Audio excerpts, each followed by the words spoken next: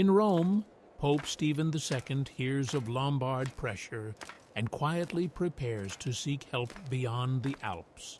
In Pavia, King Desiderius trusts his fortress walls, unaware that Rome is already plotting his downfall.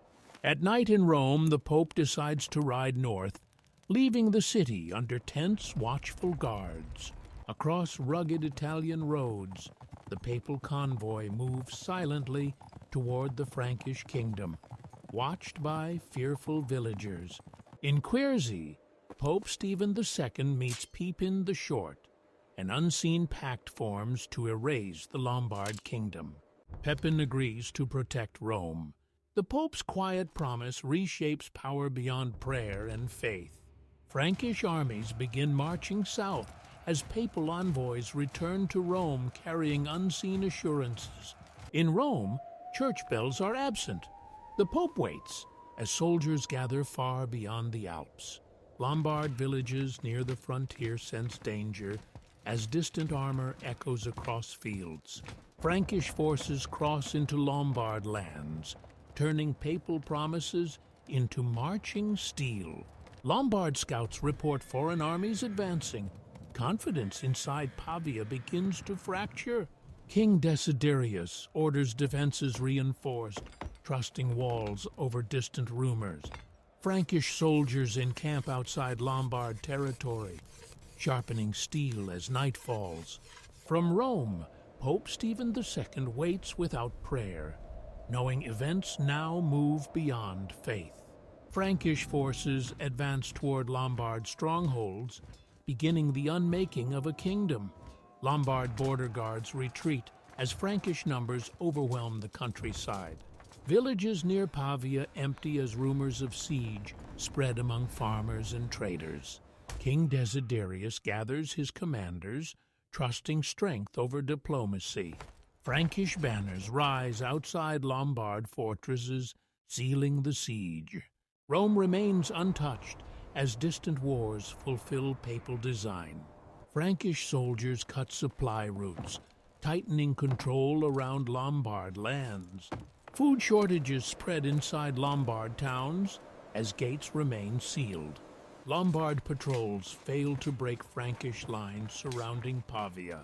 In Rome, Pope Stephen II stands with clergy as papal officials quietly manage lands promised after victory. The Lombard Kingdom weakens as hope fades within its walls. Frankish forces begin probing Lombard defenses, searching for weak points around Pavia.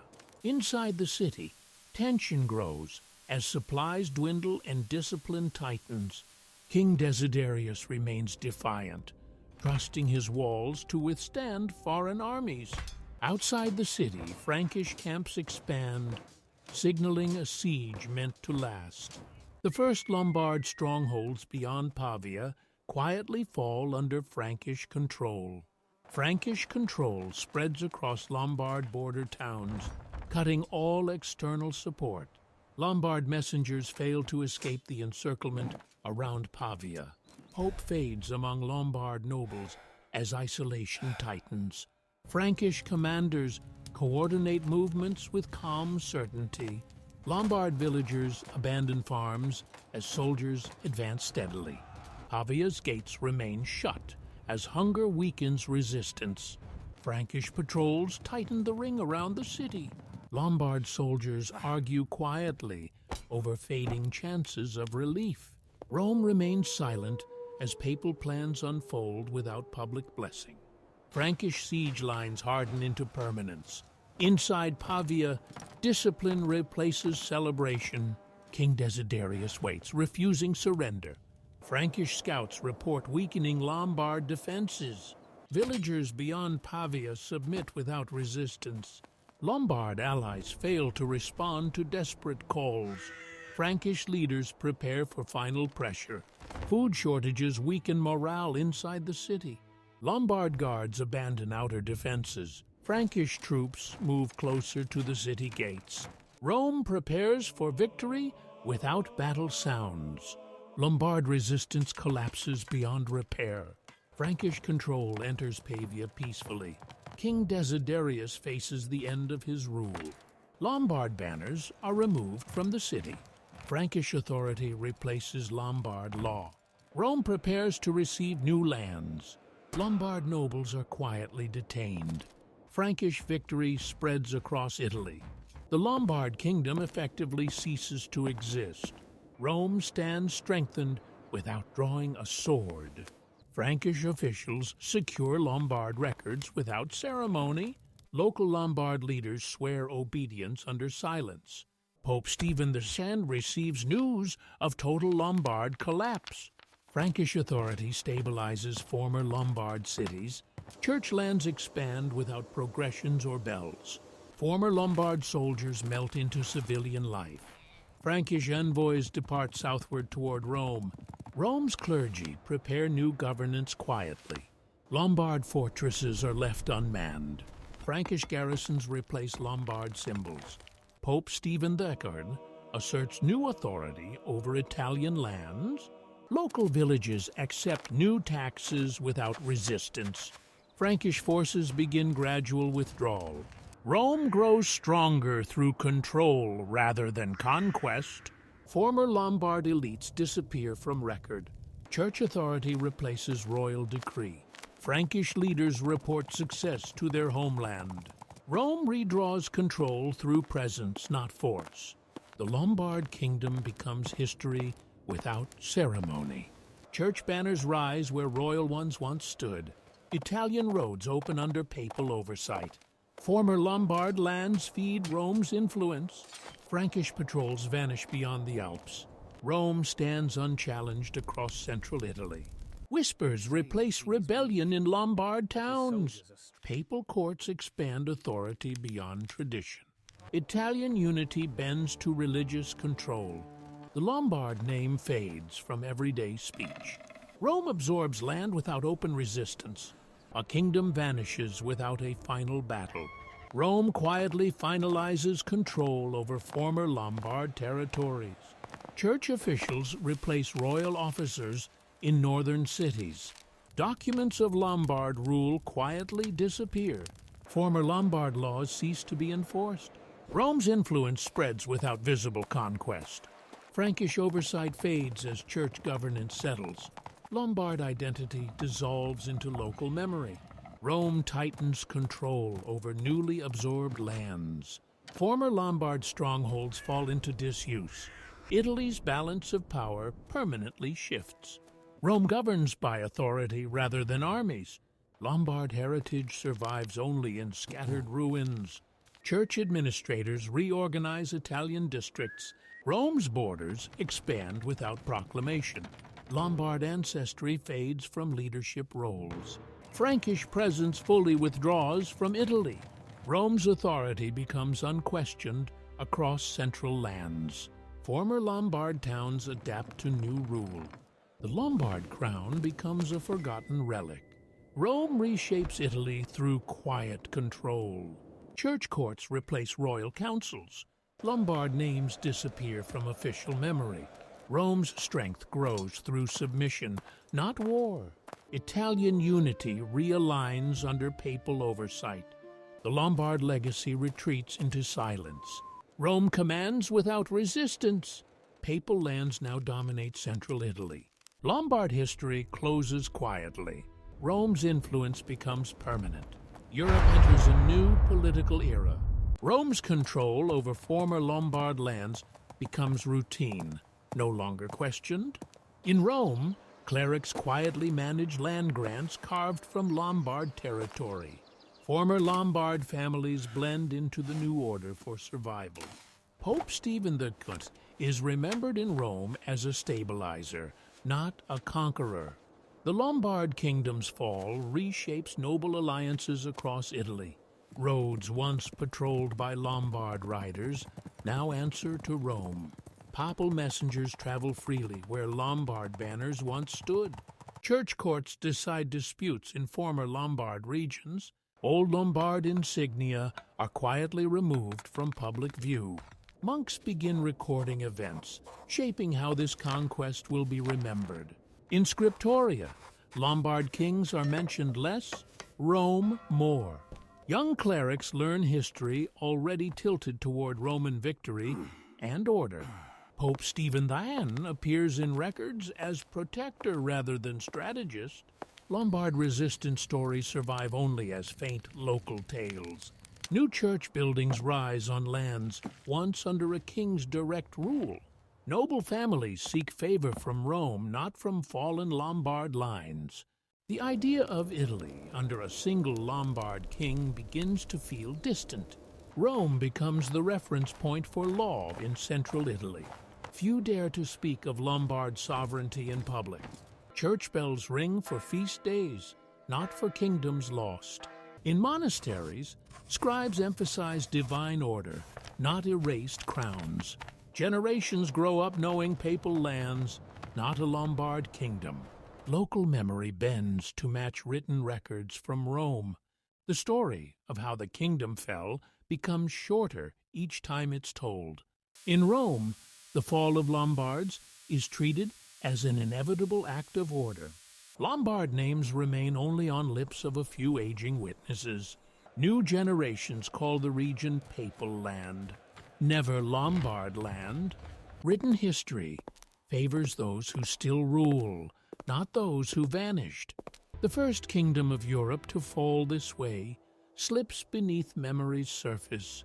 What remains is Rome's story, a quiet erasure disguised as protection. Rome's authority is now treated as ancient truth, not recent change. Former Lombard roads become church-controlled routes of travel. Monasteries replace royal halls as centers of authority. Lombard pride survives only in whispered family lines.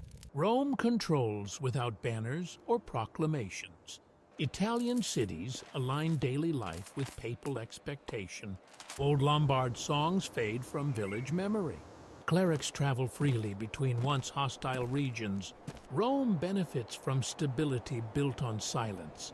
The idea of Lombard rule becomes distant history. Church courts decide disputes once judged by kings. Rome's reach feels permanent to those born after conquest. Lombard bloodlines no longer shape rule. Peace is enforced quietly and unevenly. Rome reshapes Italy without ever declaring victory. Lombard borders blur into church-managed land. The memory of Lombard kings fades from common speech. Rome's authority feels natural, not imposed. Church landholdings expand incrementally. Lombard heritage exists only in ruins and memory. Rome governs with patience rather than troops. Villages adapt fully to papal authority. Former Lombard elites lose regional influence. Rome's systems replace Lombard structures. The Lombard fall becomes a distant academic note. Italian unity bends permanently toward Rome. Lombard names leave public memory. Church presence normalizes across former kingdom. Rome's influence defines the region's future. The Lombard past settles into silence. Religious authority replaces political ambition. Rome's power becomes self-sustaining. Former Lombard lands fully integrate into papal order. Memory favors governance over resistance. Rome grows without opposition. Lombard sovereignty dissolves completely. Church authority becomes routine governance. Rome dictates order through tradition. Lombard kings belong only to old stories. Italy's political map changes without announcement. Rome's dominance is unquestioned by new generations. Lombard identity becomes academic memory. Church law permeates all former Lombard regions. Rome's influence extends beyond Italy. The Lombard fall sets a precedent for future rulers. Rome masters power through indirect control. Lombard history becomes Rome's interpretation. Authority reshapes memory across generations. Rome secures its place in Europe's future. The first European kingdom erased is now fully forgotten. Rome's rule becomes custom, not command. Former Lombard towns function quietly under church order. Church officials manage lands once ruled by kings. Royal authority fades from everyday life. Rome's systems replace Lombard independence. Papal influence reaches remote villages. Lombard heritage remains only in stone ruins. Rome governs without resistance or praise. Church authority defines regional identity. The idea of Lombard unity dissolves entirely. Rome shapes history through omission. Generations accept papal borders as natural. Former Lombard power becomes irrelevant. Rome extends influence without direct presence. Church law replaces royal enforcement. Lombard memory becomes fragmented folklore. Rome's authority operates without challenge. Religious order stabilizes former conflict zones. Lombard names no longer shape leadership. Rome governs subtly through tradition. Italian regions adapt fully to papal rule. The Lombard Kingdom exists only in layered memory. Rome's influence shapes future power models. Control replaces conquest in Italian governance. Lombard sovereignty becomes a historical footnote. Rome secures influence through continuity. Church presence normalizes in daily life. Lombard history yields to Roman record. Rome's authority remains uncontested. Former Lombard power fades into silence. Religious governance replaces political ambition. Rome shapes identity without proclamation. Lombard kings become academic subjects. Rome governs across generations. Power flows through faith, not arms. Lombard authority is no longer referenced. Rome's control defines central Italy. Historical memory favors lasting rulers. The Lombard past settles into public silence. Rome's influence becomes structural. Church continuity replaces royal change. Lombard kings survive only in distant lore. Rome's dominion stabilizes Italian land. The erased kingdom leaves no voice behind. Rome stands uncontested in Central Europe. Memory consolidates around Roman authority. Lombard history dissolves into scholarship. Rome's power survives without force. The idea of the Lombard Kingdom no longer guides Europe. Only Rome's version of events remains. Rome's narrative becomes the accepted truth across Italy. Former Lombard rule survives only as abstract history. Church authority shapes borders without drawing lines. Rome governs through habit rather than decree. Lombard legacy dissolves into unanswered questions. Papal systems replace royal ambition permanently. Memory favors continuity over disruption. Rome's control extends through generations unseen. Lombard kings become footnotes in broader chronicles. Italy reshapes under papal stability. Rome's power no longer requires enforcement. Lombard identity survives only in fragmented stories. Church governance replaces forgotten crowns. Rome's influence becomes structural and unseen. Lombard lands merge seamlessly into papal control. History forgets resistance without ceremony. Rome remains unchallenged across Italy. Political power bows to religious continuity. The Lombard fall shapes future European models. Rome defines authority without proclamations. Lombard rule fades beneath clerical memory control. New generations know only papal Italy. Rome's story replaces older truths. Lombard crowns vanish from collective memory. Authority now rests fully with Rome. Italy stabilizes under unseen power. The Lombard name leaves political meaning behind. Rome controls memory through repetition. Only scholars recall Lombard rule clearly. Rome endures while kingdoms fade. Control replaces conquest across Europe. Lombard resistance fully disappears from record. Rome finalizes its authority without threat. The erased kingdom leaves no challenge behind. Italy's future centers on Rome alone. Lombard history becomes legend rather than law. Rome defines Europe's evolving power model. Authority now flows downward from Rome. The Lombard crown exists only in story. Rome survives political memory intact. The erased kingdom leaves no successor. Rome's version of history prevails. Faith replaces sovereignty in governance. The Lombard name disappears from Europe's power map. Rome's control becomes unquestioned tradition. History closes around the erased kingdom. Power now flows through record, not memory. Rome's authority stretches into the future. The first erased kingdom fades completely. Only Rome's shadow remains where a kingdom once stood.